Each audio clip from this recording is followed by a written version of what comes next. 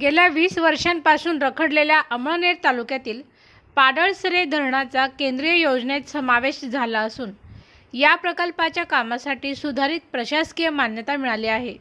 त्यामुळे या प्रकल्पासाठी पाठपुरावा करणाऱ्या मंत्री अनिल पाटील यांची आज अमळनेर शहरात भव्य मिरवणूक काढण्यात आली।